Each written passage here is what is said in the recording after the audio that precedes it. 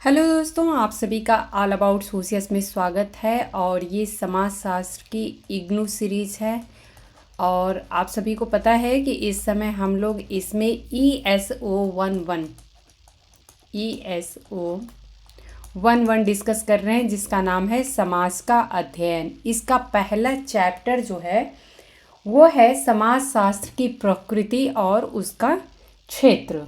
तो ऑलरेडी इसमें हम लोग जो लास्ट लेक्चर डिस्कस किए थे उसमें समाजशास्त्र आखिर में है क्या, जैसा कि आप सभी को पता है कि ये बिल्कुल फाउंडेशन में आता है सोशियोलॉजी के।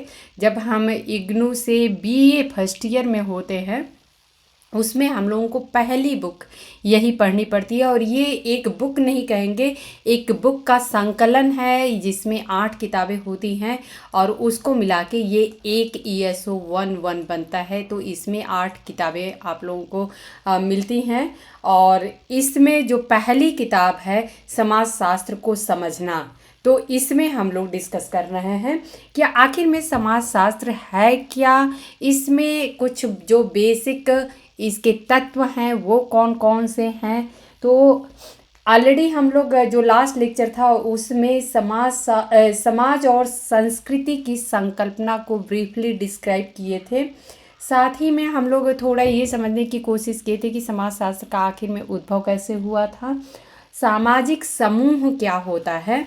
तो ये डिस्कस करने के बाद आज हम लोग डिस्कस करेंगे कि समूहों के प्रकार, जो सामाजिक समूह होते हैं उसके प्रकार कौन कौन से होते हैं। तो ऑलरेडी ये बहुत ही बेसिक कॉन्सेप्ट्स हैं, बट क्या होता है कि इग्नू के जो स्टूडेंट्स होते हैं उन लोगों के साथ जो मेन प्रॉब्लम होती है वो ये होती है कि किताबें तो अवेलेबल होती हैं लेकिन उसको समझाने वाला कोई नहीं होता है। उन्हें सेल्फ स्टडी करनी पड़ती है, खुद ही पढ़ना है, खुद ही समझना है।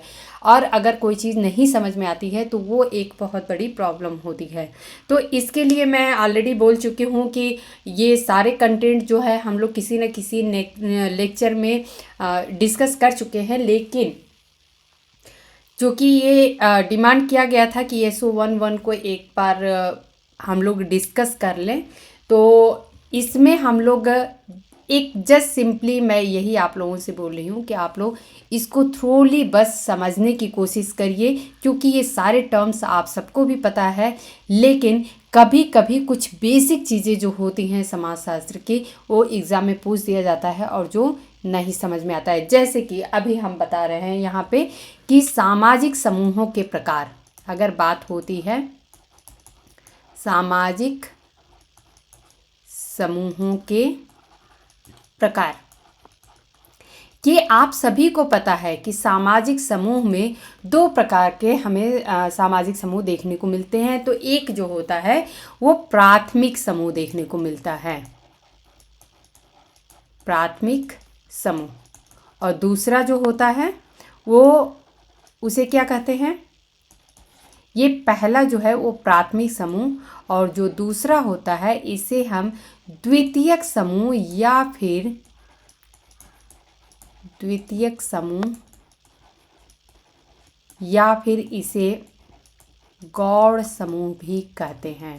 तो ये आप लोग ध्यान रखिएगा, गौड़ समूह या फिर द्वितीयक समूह या फिर इसे सेकेंडरी ग्रुप, और ये जो होता है प्राइमरी ग्रुप होता है। अच्छा, ये तो आप सभी को पता है कि सामाजिक समूहों के 2 प्रकार होते हैं, बट यहाँ पे मेजर क्वेश्चन ये उठता है कि ये जो 2 प्रकार हमें देखने को मिल रहे हैं, इसको बीच में जो आखिर में डिफरेंस है वो किस बात पर निर्भर करता है।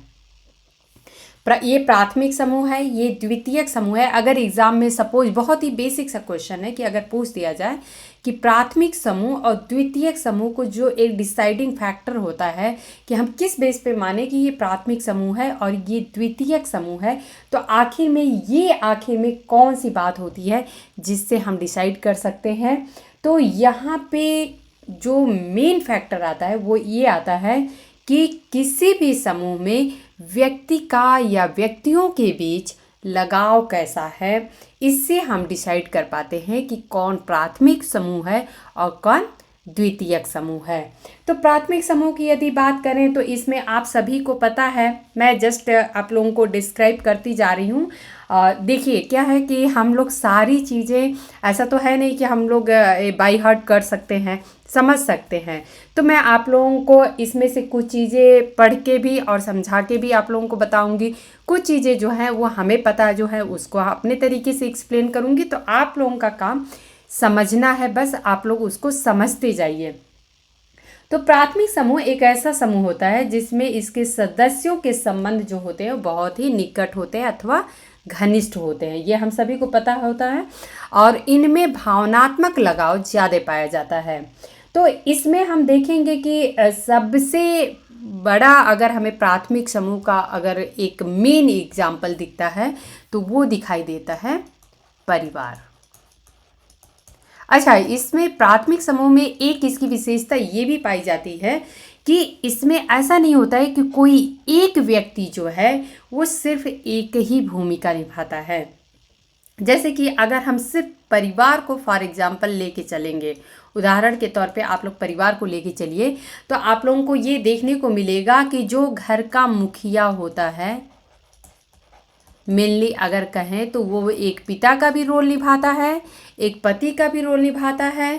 वो घर में जो आर्थिक स्थिति है, यानी कि जो जीविकोपार्जन का काम है, उसकी भी रिस्पॉन्सिबिलिटी, उसका भी उत्तरदायित्व वो निभाने का काम करता है। तो कई तरीके की भूमिकाएं परिवार में एक व्यक्ति निभाता है। या माँ की बात करें तो माँ का जो रोल होता है वो घर में, अगर हम मानते हैं कि जो माँ होती है उसका कई तरीके का रोल होता है। वो बच्चों के साथ एक दोस्त की तरह होती है, वो एक माँ की तरह होती है, पति के साथ एक पत्नी की तरह होती है, घर को देखने संभालने वाली होती है। तो तमाम तरीके की भूमिकाएं जो होती हैं वो एक माँ निभाती है। तो प्राथमिक समूह में जो होता है, किसी भी भूमिका को हम ऐसा नहीं कर सकते हैं कि वो बस एक ही भूमिका निभाई जाती है, बल्कि एक व्यक्ति जो होता है वो कई तरीके की भूमिकाएं निभाता है। वहीं पे द्वितीयक समूह में इसके जस्ट अपोजिट हो जाता है। और द्वितीयक समूह में अगर हम एक बहुत ही अच्छा सा एग्जाम्पल लेके समझें तो आप लोग ये सोच सकते हैं कि जो फैक्ट्री होती हैं उसमें जो काम करने वाले लोग होते हैं उसको आप लोग उदाहरण के तौर पे रख सकते हैं। तो इसमें हम क्या रखेंगे, कारखाना। एक परिवार की तुलना एक कारखाना से जब आप लोग करेंगे तो आप लोगों को प्राइमरी ग्रुप और सेकेंडरी ग्रुप बिल्कुल क्लियर हो जाएगा। अब जिस तरीके से प्राथमिक ग्रुप में लोग एक दूसरे से मिलते हैं, परिवार के सदस्य जो होते हैं, भाई बहन, माता पिता, दादा दादी, चाचा चाची, नाना नानी, बुआ ताई, जो भी हैं सारे लोग एक दूसरे से जो प्रेम व्यवहार होता है, भावनात्मक रूप से जुड़े हुए होते हैं, या फिर एक दूसरे की किस तरीके से हर तरीके की सहायता करने के लिए तत्पर होते हैं, वो हमें द्वितीयक समूह में नहीं दिखाई देता है। सपोज जो कारखाने में काम करने वाले वर्कर्स होते हैं या लोग होते हैं, वो लोग कारखाने में जो मिलते हैं वो अपने किसी विशिष्ट उद्देश्यों को लेके मिलते हैं। उनका परिवार जैसा माहौल वहाँ पे नहीं देखने को मिलता है। तो ये हम कहेंगे कि इतना ज़्यादा भावनात्मक लगाव भी हमें नहीं दिखाई देता है।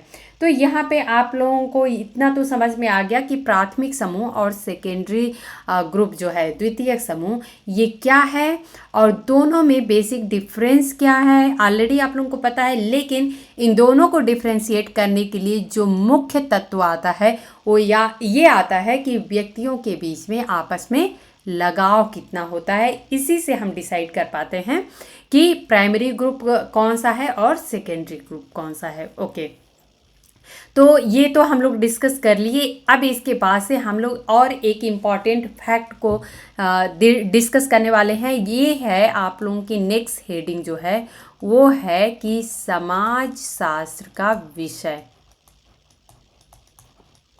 समाज शास्त्र का इसके मुख्य विषय क्या होते हैं।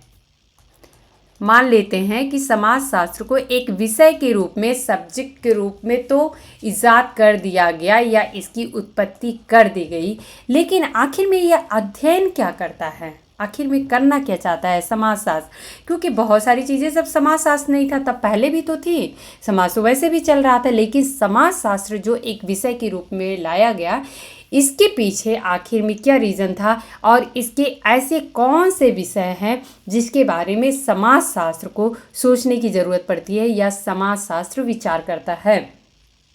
तो समाजशास्त्र समाज का अध्ययन करता है, ये हम सभी को पता है, और एक ही भांति के यानी एक ही तरीके के जो सामाजिक संबंध होते हैं, जो भी हमारे सामाजिक संबंध दिखाई देते हैं, उनका वो अध्ययन करने की कोशिश करता है। तो ये हम लोगों को पता है कि जो भी सामाजिक संबंध होते हैं, इनका सामाजिक दृष्टिकोण से विश्लेषण करता है कि आखिर में ये संबंध कैसे एक दूसरे से गुथे हुए हैं, किस तरीके से ये काम करते हैं। अब समाजशास्त्र जो होता है ये 3 मूल प्रश्नों पे विचार करता है। तो ये 3 प्रश्न कौन से हैं, जिसमें कि हम लोग पहला प्रश्न देखेंगे, वो ये है कि समाज क्यों और कैसे बनते हैं।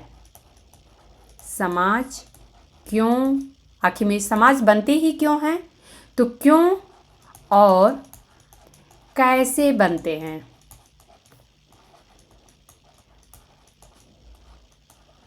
ये तो हो गया पहला क्वेश्चन कि समाज क्यों बनते हैं और समाज कैसे बनते हैं। समाजशास्त्र जो है वो इस पे सोचने के लिए मजबूर है, वो इस पे विचार करता है कि आखिर में समाज क्यों बनते हैं और कैसे बनते हैं। हमें जो आज की जो समाज दिखाई दे रही है, आज की जो सोसाइटी दिख रही है, और जो आदिम समाज में सोसाइटी थी, तो क्या सडन ये चेंज हो गया, अचानक एकाएक तो चेंज हुआ नहीं। इसमें बहुत सारे स्टेजेस में परिवर्तन होते हुए जो आदिम समाज था वो आज के समाज के रूप में दिखाई देता है। तो समाज क्यों और कैसे बनते हैं, ये पहला प्रश्न है। दूसरा प्रश्न तो ये है कि समाज क्यों बना, समाज कैसे बन गया। समाज तो बन गया, लेकिन समाज क्यों और कैसे अस्तित्व में रहता है, अस्तित्व में रहता है। तो ये है दूसरा क्वेश्चन कि पहली बात तो ये हो गई कि समाज क्यों और कैसे बनते हैं। इसका अगर हमने समझने की कोशिश कर ली, समझ लिया, तो अगला क्वेश्चन माइंड में ये आता है कि समाज क्यों और कैसे अस्तित्व में रहता है। आखिर में ये अस्तित्व को अपने कैसे बनाए रखता है। समाज में ऐसी क्या चीज़ें हैं, ऐसी क्या उसकी विशेषताएं हैं कि वो अपने आप को अस्तित्व में बनाए रखता है, यानी उसकी समाप्ति नहीं हो पाती है। और तीसरा जो क्वेश्चन है वो महत्वपूर्ण ये है कि समाज क्यों और कैसे बदलते हैं।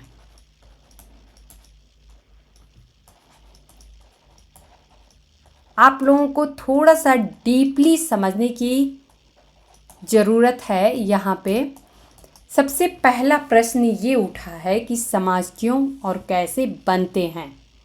पहला पॉइंट तो यही हो गया। नेक्स्ट पॉइंट आप ये सोच रहे हैं कि समाज क्यों और कैसे अस्तित्व में रहते हैं, यानी कि वो अपने आप की पहचान जो है, अपनी आइडेंटिटी जो है, अपना अस्तित्व जो है वो बनाए रहते हैं। तीसरा क्वेश्चन ये उठता है कि समाज अपने आप को अस्तित्व में तो बनाए रखते हैं, लेकिन समाज क्यों और कैसे बदलते भी रहते हैं। मैंने अभी बताया कि जो आदिम समाज था और आज का समाज है, तो उसमें सडन तो हम यहाँ से आदिम समाज से आधुनिक समाज में तो आ नहीं गए।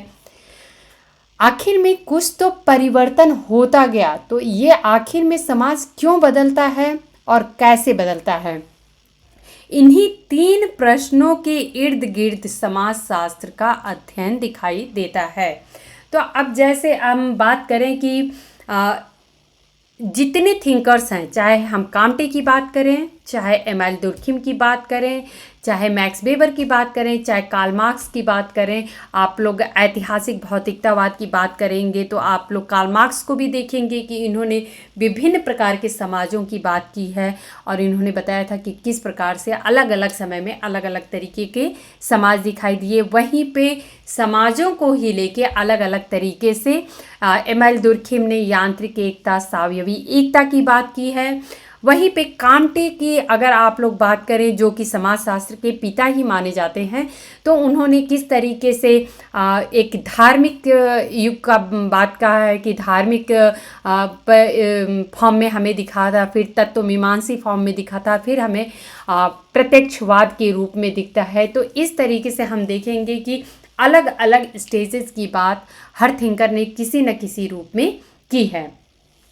समाजशास्त्र के संबंध के विकास, जो समाजशास्त्र का जो संबंध है, इसको हम देखेंगे मेनली किससे जोड़ के, तो समाज के विकास से।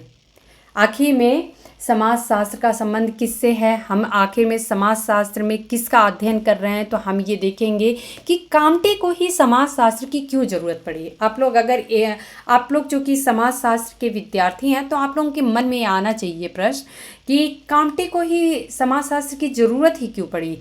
तो आप लोगों को ये आंसर मिलेगा कि कांटे भी बहुत ज़्यादा परेशान थे। वो देख रहे थे किस तरीके से फ्रांस में जो चेंजेस हो रहे थे, फ्रांसीसी रिवॉल्यूशन हुआ था, क्रांति हुई थी, बाकी और भी बहुत सारे इंडस्ट्रियल रिवॉल्यूशन हो रहा था, और इतनी ज़्यादा समाज का जो स्ट्रक्चर था, संरचना था, वो तेज़ी से परिवर्तित हो रहा था कि कांटे को ये समझ ही में नहीं आ रहा था कि आखिर में ये जा कहाँ रहा है, समाज हमें किस रूप में आगे दिखाई देगा। तो आखिर में ये परिवर्तन जो हमें दिखाई दे रहा है, इसका क्या हम साइंटिफिक तरीके से, वैज्ञानिक तरीके से अध्ययन कर सकते हैं।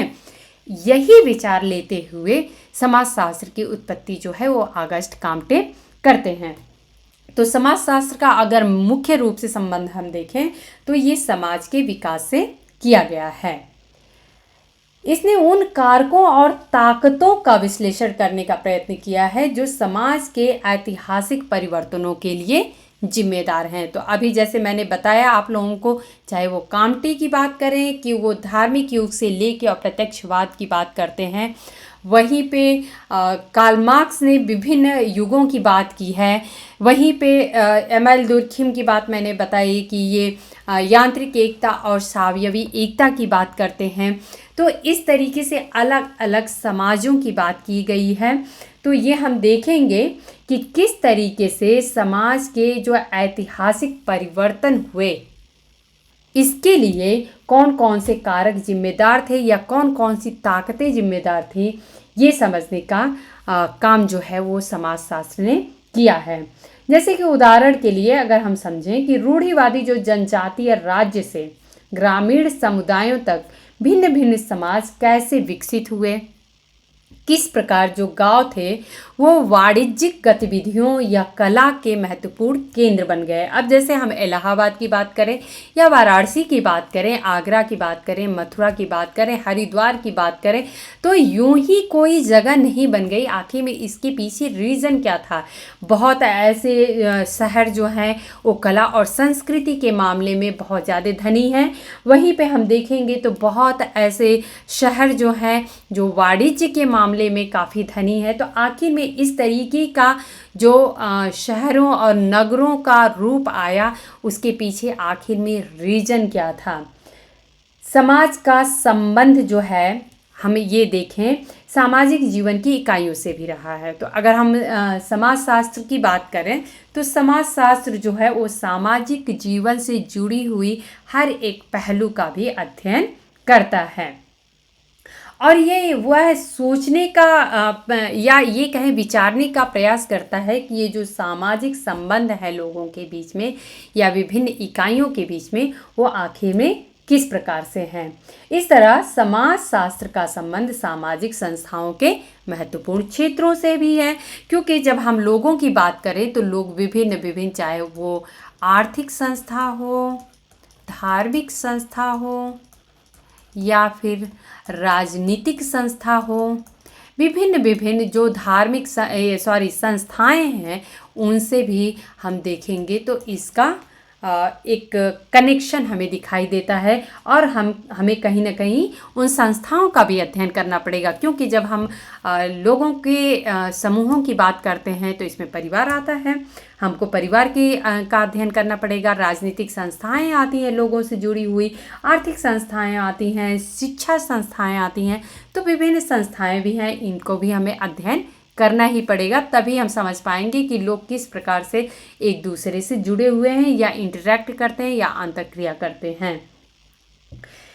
कुछ अधिक जटिल समाजों में हम देखेंगे तो अधिकारी तंत्र, सैनिक संगठन, कल्याण और मनोरंजन संबंधी संगठन आदि जैसी अनेक संस्थाएं भी हमें देखने को मिलती हैं।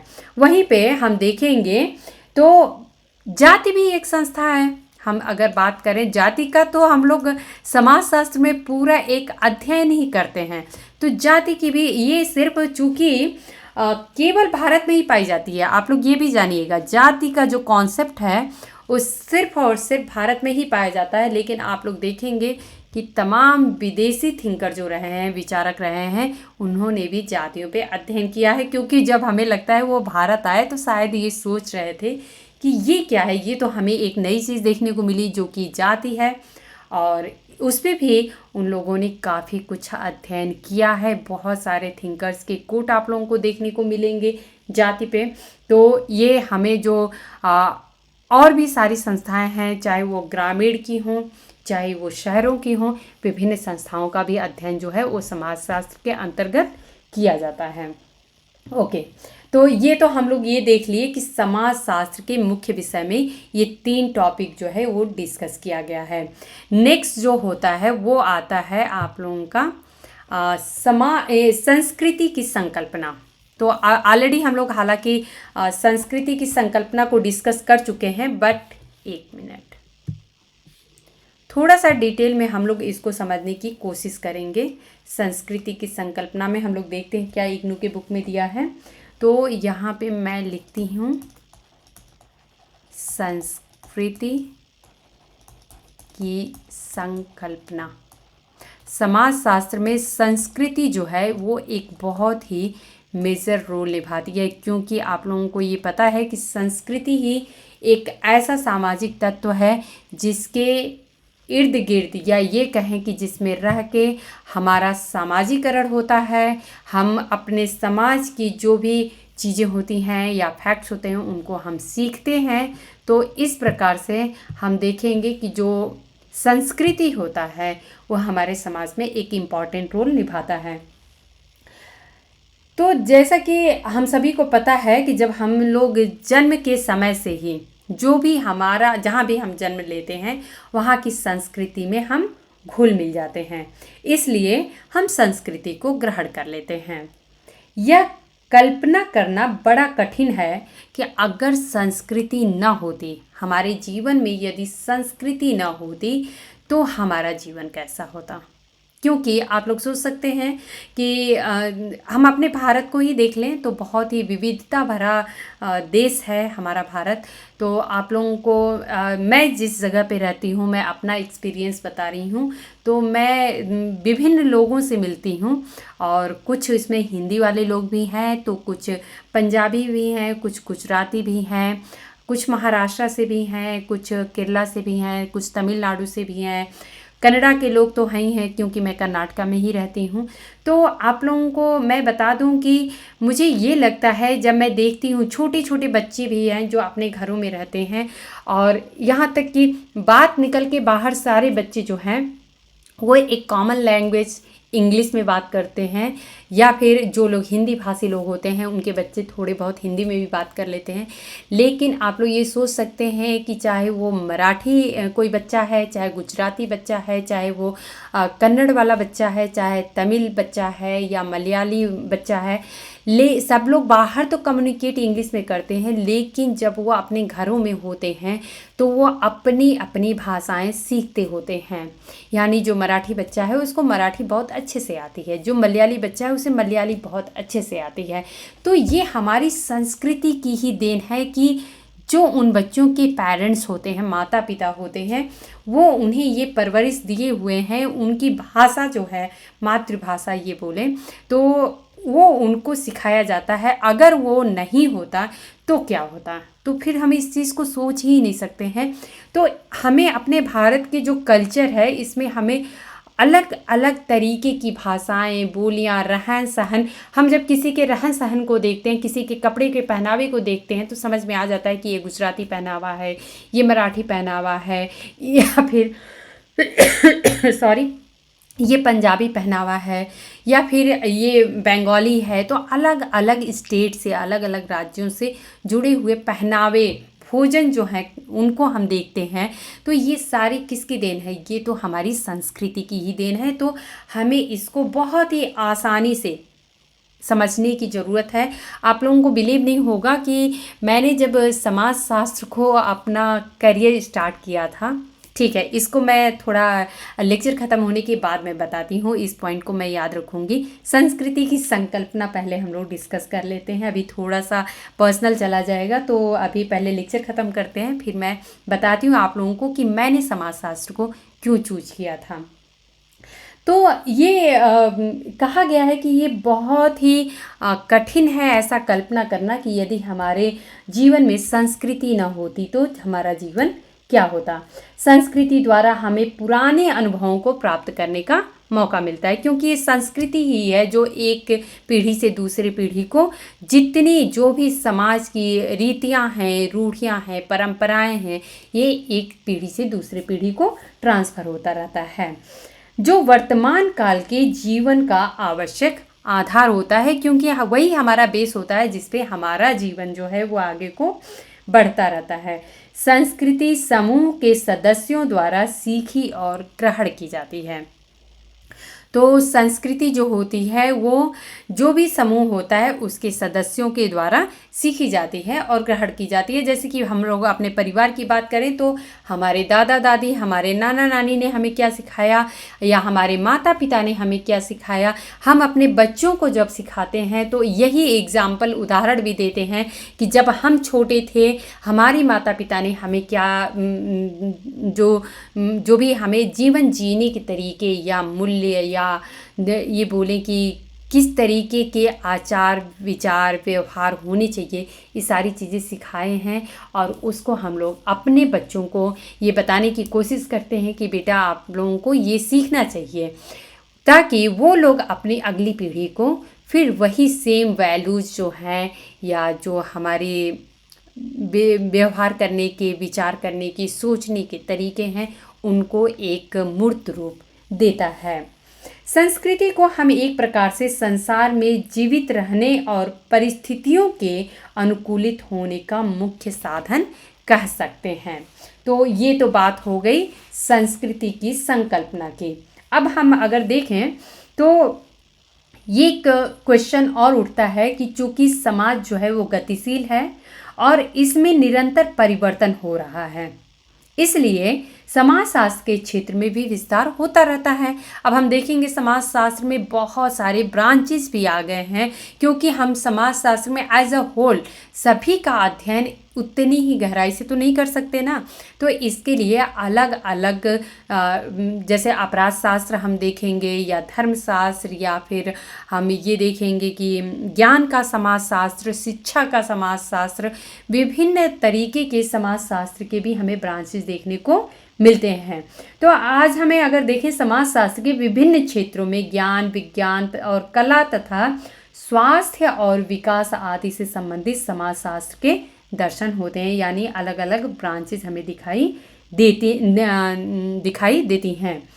इससे पता चलता है कि समाजशास्त्र के स्वरूप में कितना अधिक विस्तार होता जा रहा है। तो इससे हमें पता चलता है कि कितना ज़्यादा समाजशास्त्र की जो एरिया है वो ब्रॉड होती जा रही है। अच्छा, यहाँ पे एक टॉपिक और हम लोग डिस्कस करेंगे, उसके बाद से इस लेक्चर को हम लोग विराम देंगे। तो ये है समाजशास्त्र और विज्ञान। समाज शास्त्र और विज्ञान। तो अगर हम देखें कि समाजशास्त्र को बहुत ऐसे थिंकर्स रहे हैं जिन्होंने समाज के विज्ञान के रूप में माना है, या बहुत लोगों ने माना है कि ये विज्ञान नहीं है, लेकिन समाज का विज्ञान तो है, इसमें तो कोई डाउट है नहीं, क्योंकि ये समाज का साइंटिफिकली अध्ययन करता है। अब प्रश्न यह उठता है कि आखिर में विज्ञान क्या है। चूंकि ये समाज का विज्ञान है तो ये तो ठीक है, लेकिन रियल में आखिर में विज्ञान क्या है? तो कुछ ने विज्ञान को एक पद्धति बताया है।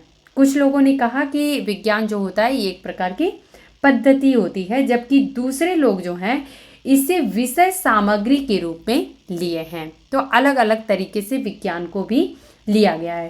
पहले विचार को दृष्टि में रखते हुए हम कह सकते हैं कि वैज्ञानिक उपागम में कोई विशेष धारणा निहित होती है, अर्थात जिन घटनाओं का अध्ययन किया गया है उनमें नियमितता पाई जाती है व उनमें एक ढांचा होता है।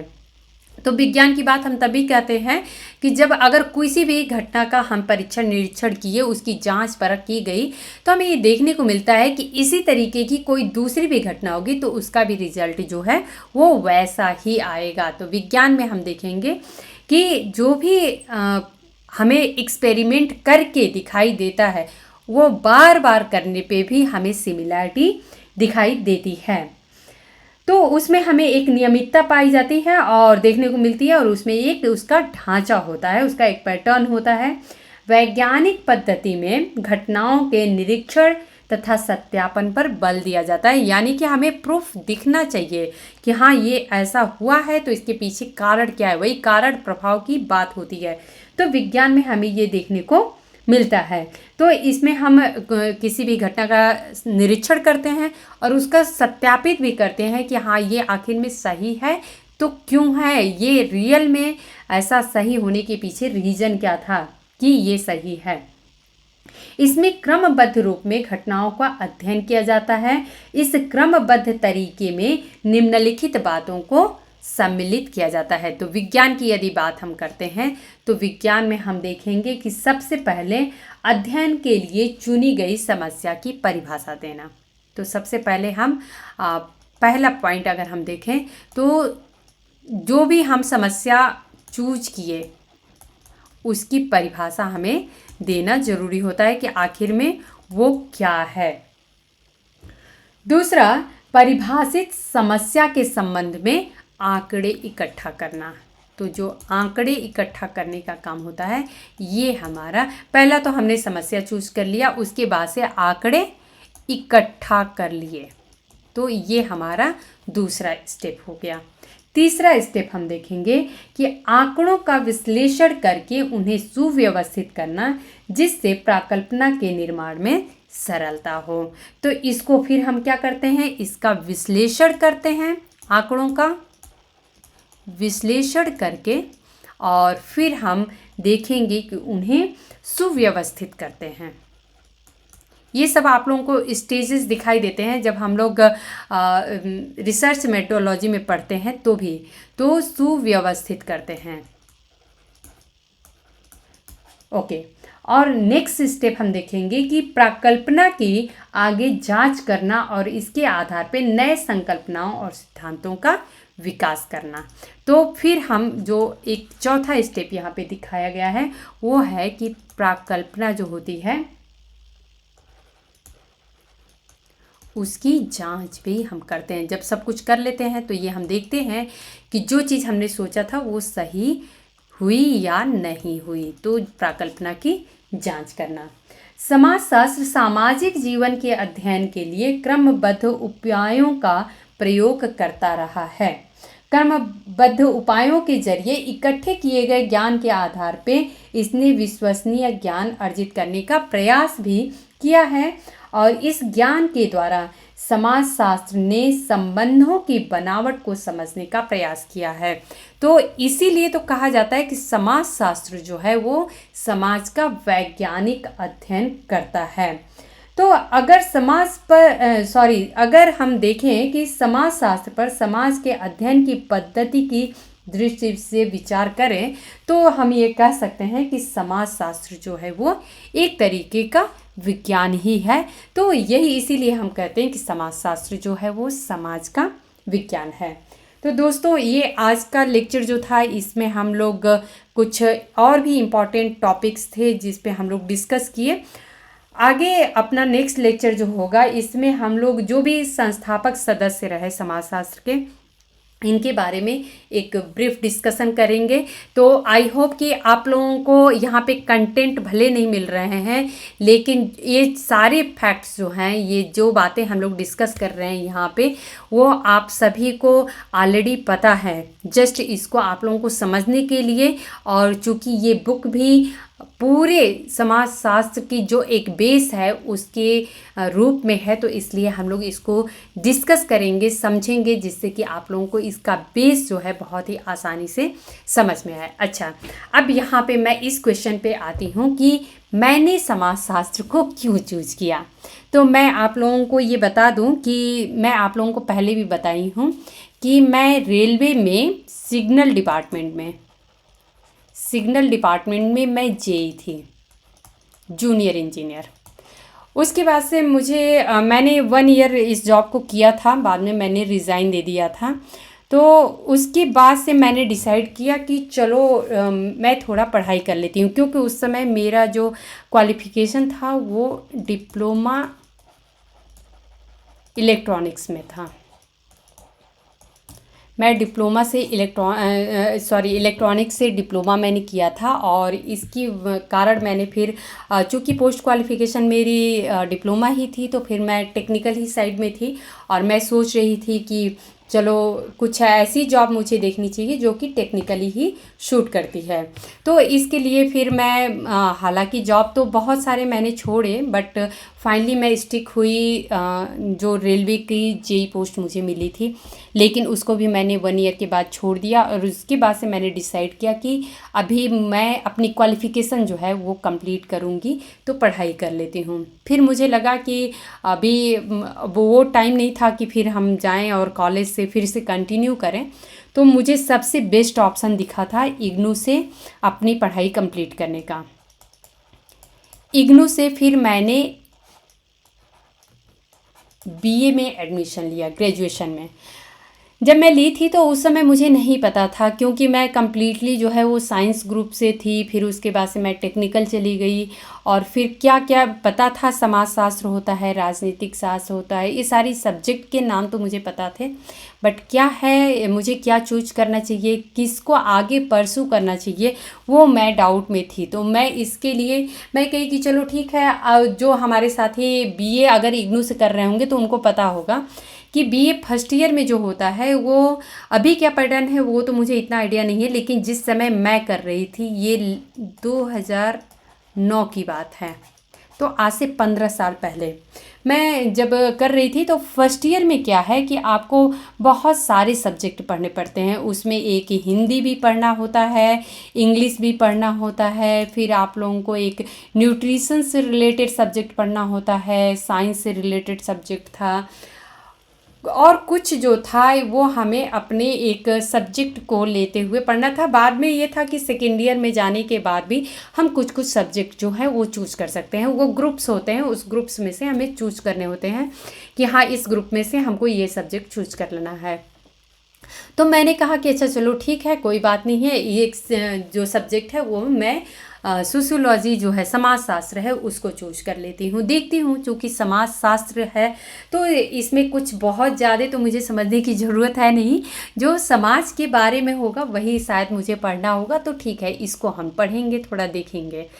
बाद में जब मैं आप लोगों को बताऊं कि आज जो मैं बुक का आप लोगों से डिस्कस कर रही हूँ, यही मेरी पहली बुक थी, ESO 11। तो जब मैंने इसे पढ़ना शुरू किया, तो चूँकि ये मेरे लिए सबसे बड़ी आश्चर्य की बात थी कि हम रहने को तो इसी समाज में रहते हैं, इसी सोसाइटी में रहते हैं, हमें सब चीज़ें पता हैं, हम सब देखते हैं, सब बातें करते हैं, लेकिन इसकी क्या स्पेसिफिक टर्म्स हैं, उनको किस तरीके से डिफ़ाइन किया गया है, किस तरीके से साइंटिफिकली हम उसको स्टडी करते हैं, ये बातें मुझे नहीं पता थी।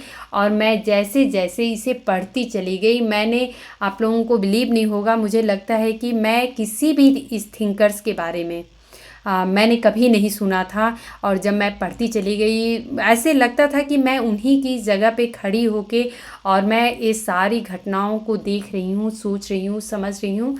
और फिर जब मेरा फर्स्ट ईयर जब बीता बीए का, तो मुझे सेकेंड ईयर में मैंने ये डिसाइड कर लिया था कि कुछ भी हो जाए मुझे समाजशास्त्र से ही कंटिन्यू करना है, क्योंकि मुझे अपने ही समाज के बारे में नहीं पता है। जिस समाज में हम रहते हैं उन्हीं के बारे में हम जानते तो सब कुछ हैं, बट उतना डीपली हम इसकी समझ नहीं रख पाते हैं।